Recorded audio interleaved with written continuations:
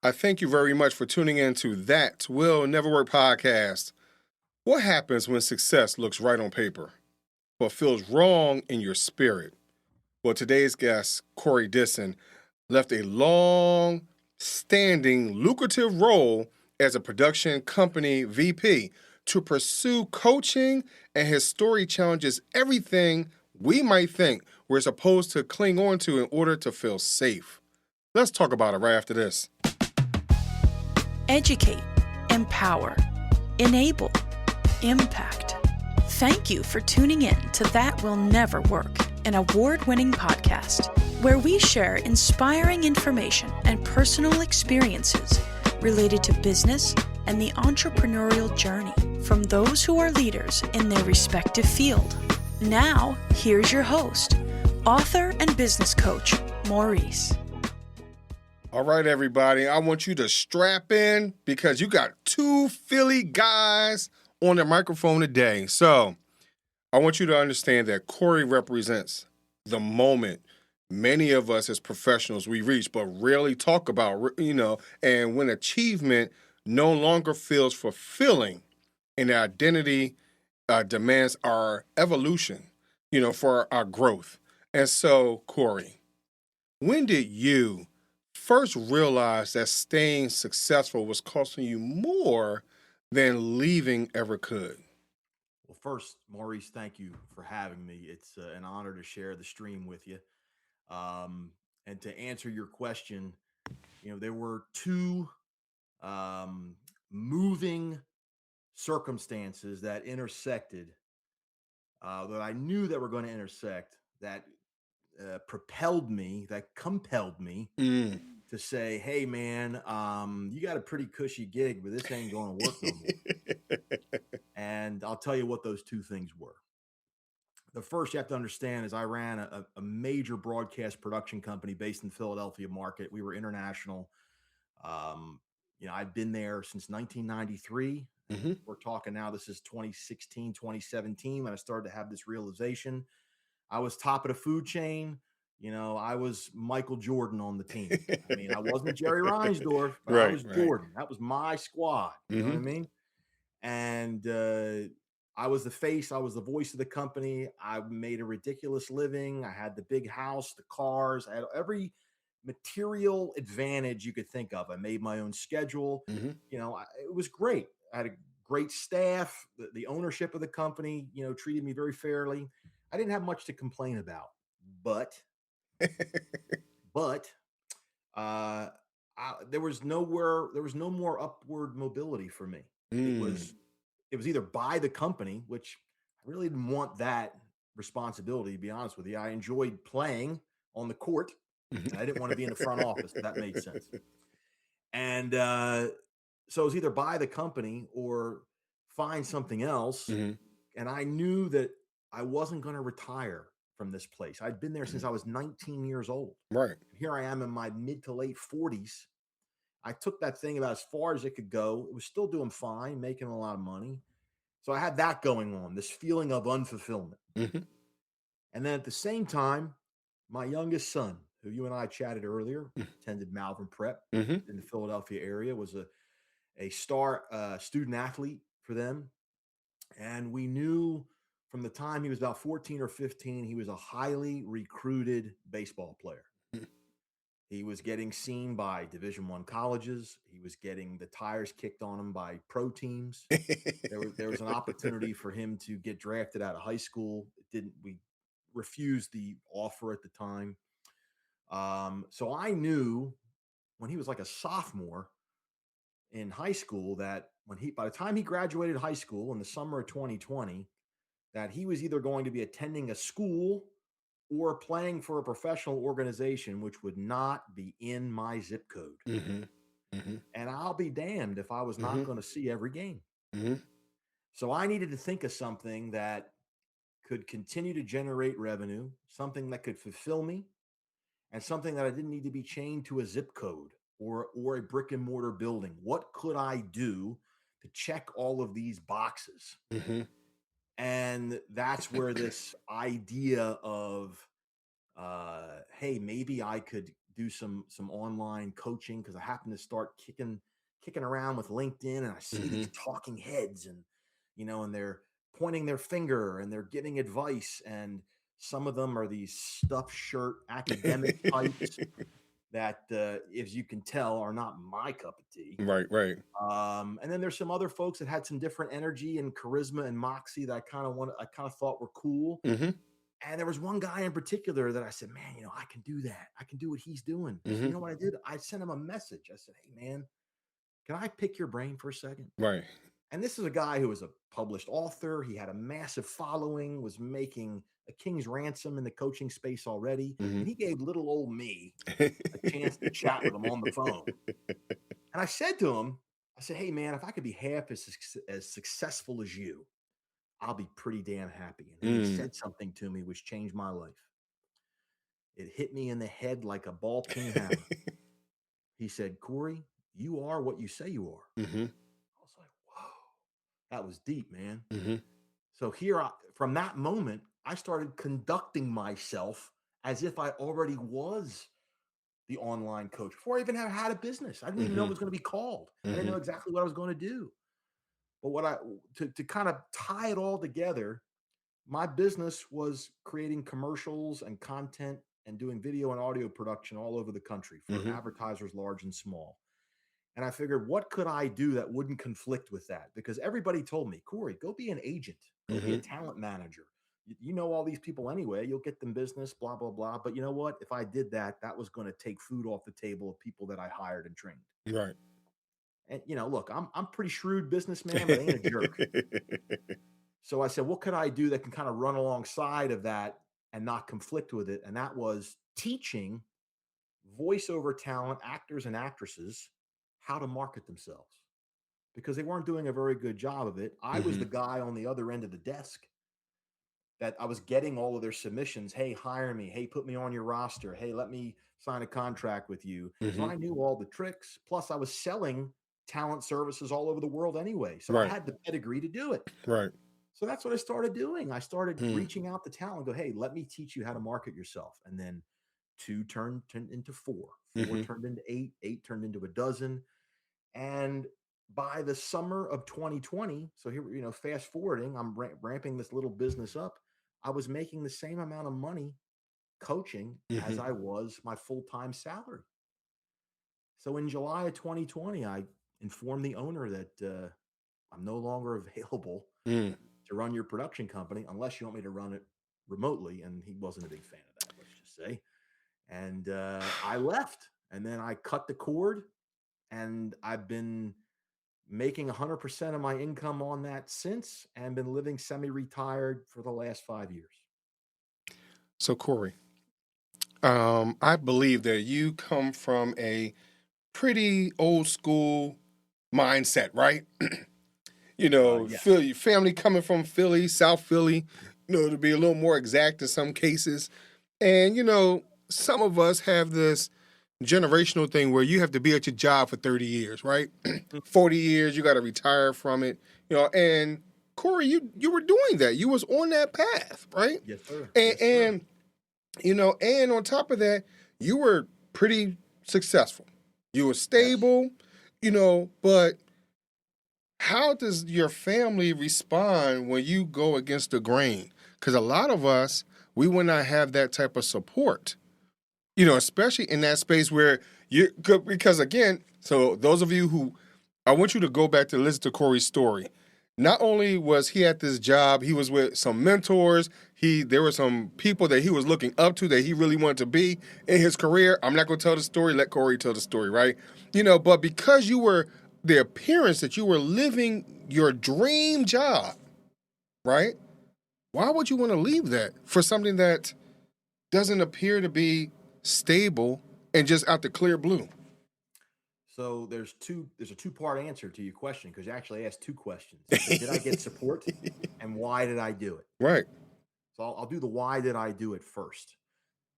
Of all of the things that I had with this long time salaried W-2 wage earning career, I had money, I had all the material wealth, I had say-so, I had a flexible schedule, had all of those things. The one thing that I didn't have enough of, in my estimation, was something called QTL. I'm going to teach you what QTL is if you don't know. QTL stands for quality time left. It took me 20 some odd years to figure out that you can't put the house, the cars, the motorcycle, the bank accounts in the casket with you. No, you can't. You can't. Now, money affords you a lot of flexibility and freedom, no doubt. Right. It worked for me. But if you got to know me, and you're going to get to know me even more, and if people find out more about me, is that I'm a family man. Number one, wife, children, at that time, parents, very important to me. And I knew and I realized that I only have a finite amount of time to spend with these people. And that is the currency that is the most valuable to me. And because I had made a decent amount of money, I was able to save. I had investments. I wasn't going to go hungry. Now it wasn't easy. Right. There was a little bit of a struggle in the transition. Don't get me wrong. Right.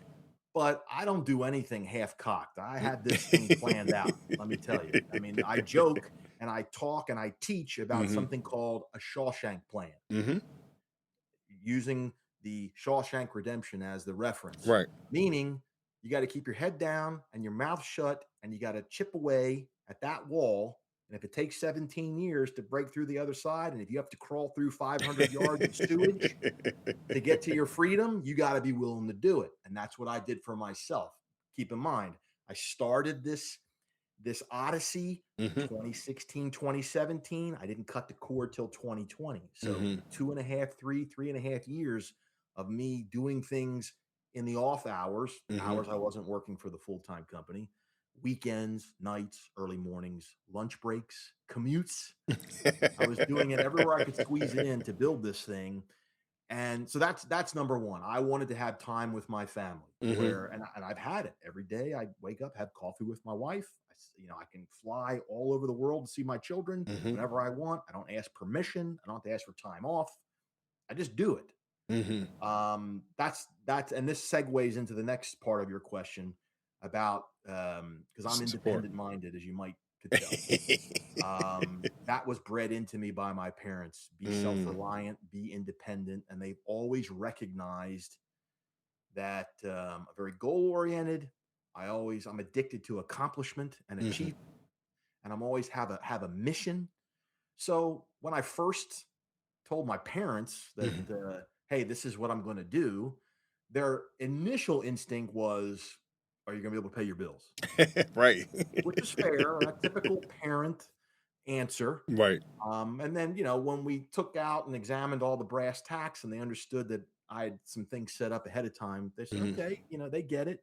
They didn't quite understand the whole social media thing and the online thing. I mean, at the time, they're in their 70s. So there's a technological gap. Right. But they always had faith in me, and my parents always knew I had vision. And I don't lose. I don't lose because I'm not a betting man. I don't bet. The only thing I gamble on is myself. You know why? Wow. Because I know I'm going to win. Wow. So there's a few things that you said in this whole segment, right? For one, patience. You said 6 years, right? A lot of times from a social media perspective, we don't have enough patience, maybe even tolerance for certain situations. You're also talking about the foresight, because a lot of times we don't have foresight. We're not understanding what the industry might be able to provide us, along with us with them, and understanding who is our core audience that we're trying to touch for whatever it is. So, let's start with the patience thing first, because I think that's key. I think that's way more important than some of the other parts. So where did you get the patience part from? Because social media, a lot of times especially in this day and age, we have this microwave mentality. If I can't cook it in 30 seconds, I don't want to eat it, right? So how do you get that patience? everything I learned from a child, from my parents, and then early on in my career from the folks that mentored me, Mm-hmm. um, it was always about stacking and attacking small wins. Mm. It was always about learning how to do small things ridiculously well, consistently for a sustained period of time. That's how you become successful. Mm-hmm. I learned from, I was an athlete myself in high school, not the best, but coaches who I still talk to this day. I mean, they're long retired and in their mid 70s, but guys that coached me in high school, Mm-hmm. you know, they taught me the value of talent is overrated. Talent's overrated. Nobody can take away your work ethic. Mm-hmm. And using that athletic experience, I was not the most talented player. I played ball in high school with guys that played college ball and played in the pros. Mm-hmm. I never got that far, but I was captain of my high school team because Nice. I out hustled everybody and I worked my butt off. So I learned that what I lacked in talent, I made up for in work ethic and intensity. Mm. And all I did was translate that to everything else in my life. When you punch the clock to go Mm-hmm. bag groceries when I was 15 years old, Mm-hmm. or I had the opportunity, and I talk about this in my book.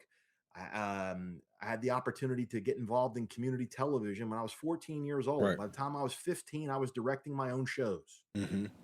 which was completely strange. I couldn't even drive to the studio. My dad had to drop me off, but I'm directing people old enough to be my parents on how to run the camera and the Mm-hmm. floor director and set up the lights and working with the host because I was very driven. And I knew that if I paid my dues and did these little things in these smaller ponds, that it would benefit me as I make the next jump. And I just kept rinsing and repeating that process through college, through when I entered into the workforce, through building the company that I spent 27 years at, Mm-hmm. to building the company that I have now. And I've had some companies in between that I've started and sold. Mm-hmm. It's not a complicated formula, but Mm. it's really hard to stick with it. So I have a question then. What does it mean to pay dues? Because again, we don't know what that means today. I deserve it, Corey. I was just born, right? And because I was born into this world, I deserve everything. Good Lord. You and me ain't going to get along if that's your attitude, my friend. I got news for you because I wasn't brought up that way at all. I learned it that if you love to do something, Mm-hmm. the money will come, but you better be willing to do it for free, Mm-hmm. or else you really don't want it that bad. Mm. So that experience that I had in community television, you know how much money I earned in over 2 years of working there? Nothing. Mm-hmm. Did it for nothing. Volunteer. When I got my first job in radio at WYSP in Bala Cynwyd, okay, you're familiar with that, Yes, right? I am, most Howard definitely. Stern all morning, classic rock all day. My first job there when I was 19 years old was answering screening telephone calls for public affairs programming at 5 a.m. on a Sunday. I got paid $0 for that. I did it for months for free. But because I did that and I was in the building, I met the program director. I met the chief engineer. I met the sales department. I met the general manager. I knew the music director. I knew all the air staff. I knew the promotions department. So when it came time for me to get a real internship for college credit, they didn't even, no interview, no application, no nothing. They said, just bring me the paper to sign, Corey. You're good. And then that turned into me getting hired as a production guy, making a whopping $15 an hour or whatever it was. The point is had I not been willing to take my lumps and do $3 of work for $2, so to speak, I would have never been given the opportunity for the sexier stuff. And I demanded that from everybody who worked for me. You had to earn it. Nothing. My parents were not physically intimidating at all. Let me tell you something. They were like two science teachers. My mother was a teacher, by the way. Okay. Taught at McClure Elementary in North Philly. Okay. Just as a reference, but they were two very unassuming, not physically imposing people, but they would have beat the crap out of me if they knew I wasn't earning my way. Right. So I felt it was my obligation. I felt I'd be derelict in my duty as a son. Mm. I didn't show that I worked my butt off. And then, Mm. especially as a married man with 2 sons, it's now up to me to set the example for them on how they conduct themselves. Mm. And that point that I made to you just now, Maurice, is Wow. very relevant. You know why? Remember how I told you about my son, the athlete, Yes. with the Malvern Prep? Well, there's an example how the apple didn't fall too far from the tree. Now, keep in Mhm. mind, hell of a lot better athlete than me. Number one, he's about 5 inches taller than me, runs like a deer, and he worked his butt off. Eventually, he played 1 year Division I baseball at one school, transferred to a little JUCO in Southern California, where I'm at now. Mm. Only, here it comes, get ready. This is a good one. Only to be drafted in July of 2022 by who? The Philadelphia Phillies. How do you Full like them circle. apples? Full circle. Full circle moment.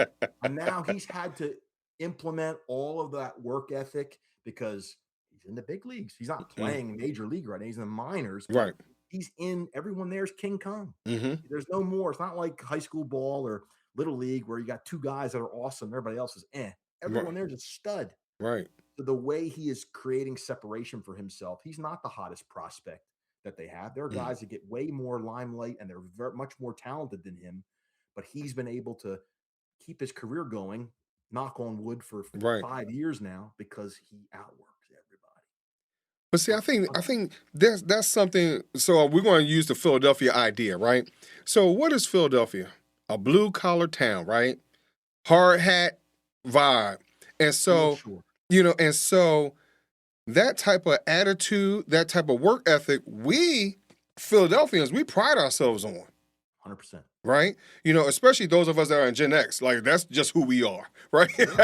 Yeah. Yeah. You and me are same age. We're good. But the thing is that unfortunately, those individuals that are out there when they're looking at changing jobs, when they're looking at stability or whatever it is, they think they deserve these type of opportunities. That I don't have to work as hard, I don't have to prepare, but there's something else that I think that you're talking about as well, which is taking responsibility for myself and accountability for myself and understanding like, hey, I don't have just to, yes, I have to worry about myself because if I'm good, everybody else should be good.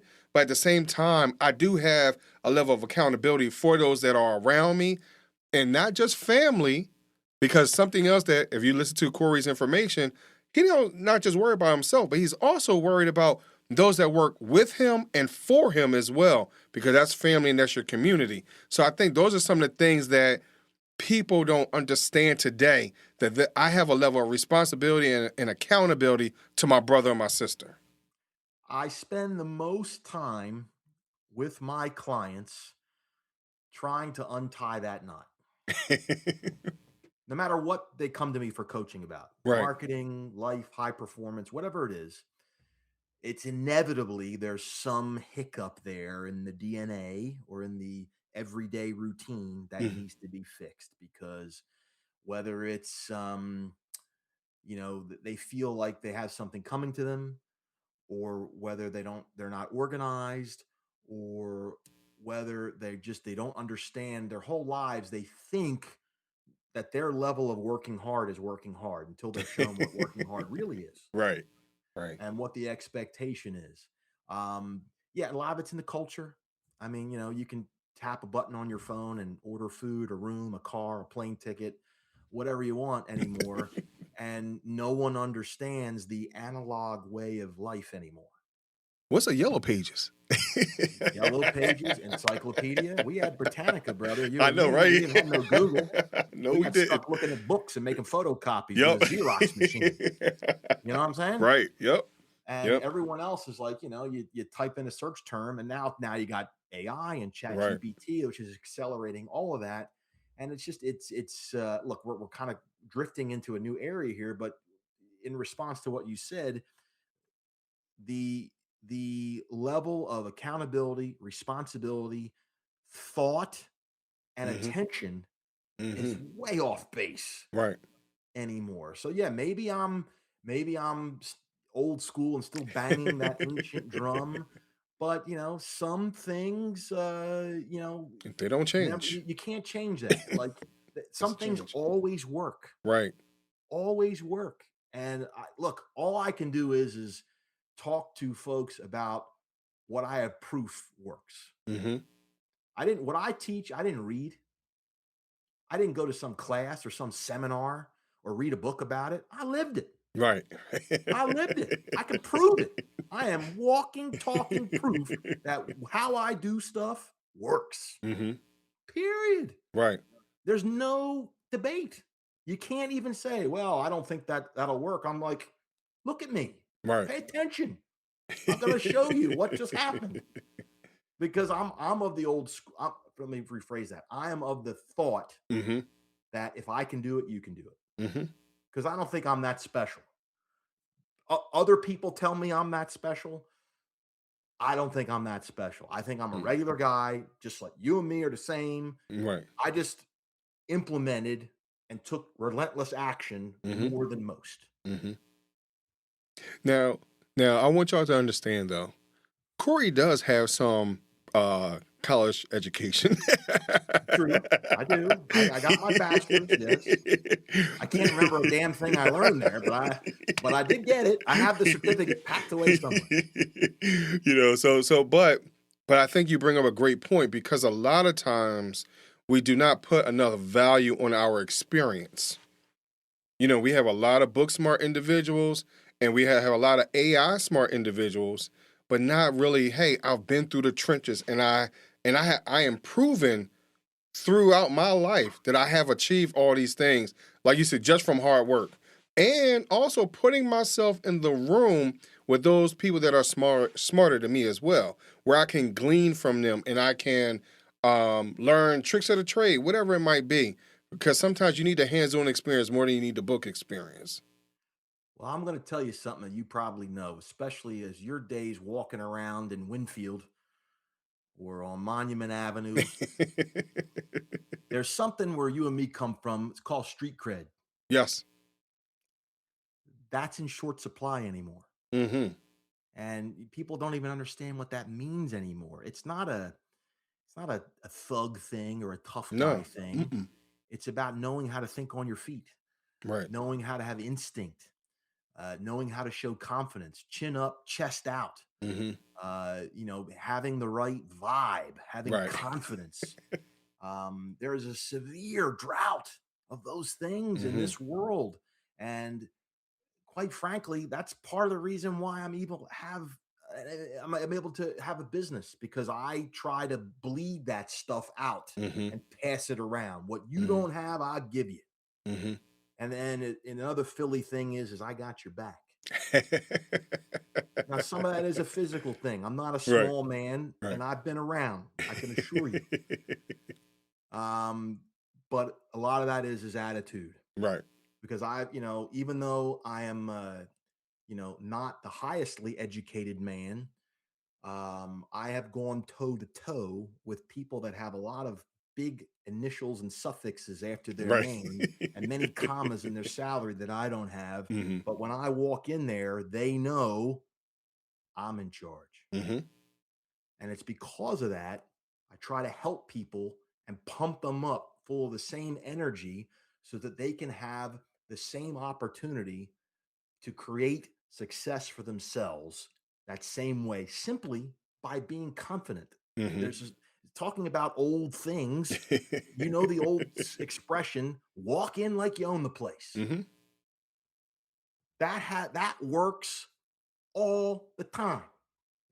All the time, whether you're getting a table at a restaurant, an airline ticket, you want an upgrade, closing a business deal, going to a networking function where you don't know anybody and you're in a room full of strangers.